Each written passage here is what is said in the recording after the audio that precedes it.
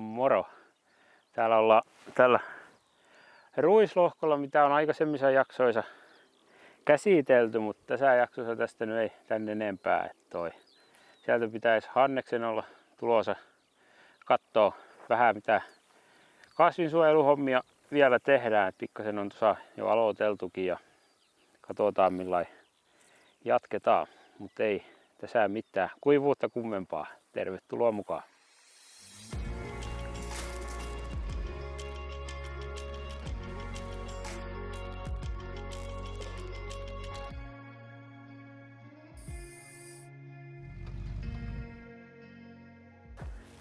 Morjesta! Moro! Mitäs tänne Iso-Eskolaan kuuluu? Ei mitään kuivuutta kummempaa. Vettä saisi ruveta pikkuhiljaa tulleen. Just. Vähän verottamaan kasvustoja. Tää näyttää hyvälle. Mitäs täällä oikein löytyy? No tässä on kauraa, että tuolla toisella reunapelto on ensin skottia ja sitten tää on avenua ja kauraa. Ja sitten tähän on kylvetty kerääjäkasveja ensimmäistä kertaa mun aikanani tai ikinä. Siinä kauran kylvön jälkeen tuli semmonen ajatus, että kun oli luvattu aika kuivaa keliä, niin varmaan tarvitsisi jyrätä ja sitten ajattelin, että kun ei kunnon jyriä ole, niin että sama vaikka jyräisin sit kylvökoneella, kun siinä on 2 pakkeripyörät, ja sitten kun ajattelin, että sillä jyrää, niin sitten tuli mieleen, että nyt on hyvä hetki koittaa kerääjäkasveja, kun ne saa kylvettyä. Ja mun oli sitten toisesta säiliöstä tuli pelkkää aprilaa ja toista raiheinää ja ne huiskittiin tai puhallettiin sitten tähän pintaan vaan ja sitten pakkeripyörästä pikkasen niitä tietysti sekoitti, mutta nyt on ollut niin kuivaa, että ei ole varmaan 3-4 milliä tullut tämän kauran kylvön jälkeen, niin ei täällä oikein ole kerääjäkasvit vielä lähteneen itämään eikä rikkaruohojakaan nyt vielä ihan hullumaisesti ole. Joo, mutta hyvän näköinen jyräysvaikutus sinänsä, hienontunut, että estää haihtumista sinänsä. Niin, joo, mielenkiinnolla odotan, että miltä tää sitten syksyllä näyttää, että tuleeko tänne mitään ja tähänkin on niinku tarkoitus. Nyt kun tukiehdot sallii kerääjäkasvin jälkeen laillisesti ajoissa kylvää syysviljaa, niin varmaan syysvehnää sitten koittaa, mikäli kelit on suotuisat vaan. Niin. Sehän kuulostaa hyvälle suunnitelmalle. Joo. Lähdetäänkö me katsoa sitten kevätvehnäpeltoa seuraavaksi? Joo, ei mitään, lähdetään sinne vaan. Joo, nyt me ollaan täällä Kalispeero kevätvehnäpellolla. Joo, hyvällehän tää näyttää tasasta. Mikäs sulla on täällä suurten satojen salaisuus? Onko suuri kylvömäärä? No en tiedä, kyllä mä oon niinku pyrkinyt kylvämään hiukan tiheämmäksi valmiiksi, kun varsinkin kun jos ei ole otolliset olosuhteet alussa, niin kevätvehnässä ainakin tuntuu täällä päin, niin versot jäävät melkein tulee matiin, että se on siemen ja tähkä, kun kylvää käytännössä, niin sillä nyt ehkä pikkasen saa sit jossain tapauksessa pelastettua, mutta nyt näyttää, että täälläkin rupeaa jo aika kuivaa olleen, että vähän on ruvennut jo alalehdet kellertymään. Eli tiheys on tässä tapauksessa ollut? Se on noin 800 hiukan karvan alta. Joo.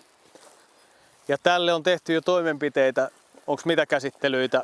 No, joo, tästä ajettiin tässä viikkoaikaa niin rikkaruohot tuulerilla ja sitten laitoin tomahawkia kaveriksi, että saa sitten resistenssi vesiheinäänkin tehoa. Ja sitten meni samalla komeettia, tautiainetta ja sitten vähän triatsolia kaveriksi. Sillä on tarkoitus saada sitä stropilla niin viherrytys ja tämmöistä kuivuusstressiin apua, mutta en tiedä onko hiukan myöhässä siinä jo, että olisiko hiukan aikaisemmin ollut tarvinnut vajaa. Mutta. Joo, ja sitten oli rikka-aineiden joukossa tankkisoksessa niin hiveeniä ja sitten lisäksi tähän on ajettu erillisellä tankillisella Bionutrian semmoinen hiveravinne testiohjelman ensimmäinen osuus, mutta siitä varmaan kerrotaan lisää myöhemmin. Onko tulevista kasvinsuojeluainekäsittelyistä muita ajatuksia, mitä on tulossa sitten? Kyllä mä luultavasti tähän teen tähkä tautitorjunnan. Et jos sillä sit saisi hyvää kokkoa vähän isommaksi ja pidemmän yhteyttämisajan, niin Just. Onko sulla ainevalintoja tehty sen suhteen, että mitä on? no ei nyt sillä lailla, mutta mä oon vehnälle aika paljon käyttänyt sitä Priaxorin Power-pakkia, että sitä mulla nyt jemmassa onkin niin kuin silloin ekassa jaksossa katteltiin. Niin. Aivan. Joo, se on tehokas ratkaisu. Siinä löytyy tosiaan stropia, niin kuin sanoit, että viherryttää hyvin ja Joo. pitää kasvuston elinvoimaisena pitkään sitten ja resistenssien hallintaa hoidossa. Niin joo. Joo, nyt me ollaan täällä syysvehnämaalla ja siinä sun puolella on Iparraa ja täällä on Skagenia. Et varmaan rupeaa pikkuhiljaa olleen tähkätautitorjunnan aika. Joo, nämä on kyllä tosi koven näköisiä laihoja, mitä sulla täällä on. Että palaaja olisi kyllä osuva valinta sinänsä. Että siinä on Pasvin uutta Revysol-tehoainetta, joka torjuu erittäin tehokkaasti siis syysvehnän harmaalaiku ja montaa muuta tautia. Sinällään pätevä kevätvehnällekin. Ja sitten tosiaankin niin pyräklostropiini on toisena tehoaineena, jossa on siis viherrytysvaikutusta ja se erilaiset fysiologiset vaikutukset myöskin kuumaa ja kuivuutta jeesaa. No, selvä homma. Varmaan sit ruiskua perään ja hyökätään kasvustoon. Ei se väärin ole, hei. Nähdään sitten tulokset puintijaksossa. Joo, ei mitään. Koitetaan muistaa ottaa video. Oikein. Tervetuloa tänne rakennustyömaalle. Täällä on hakeenlämpökeskusta tehdään. Tässä on hakevarasto. Siellä on tankopurkain tuolla väliseinällä ja sitten täältä pannukopista löytyy Alpha Flamen 800 kilowattin hakepannuja.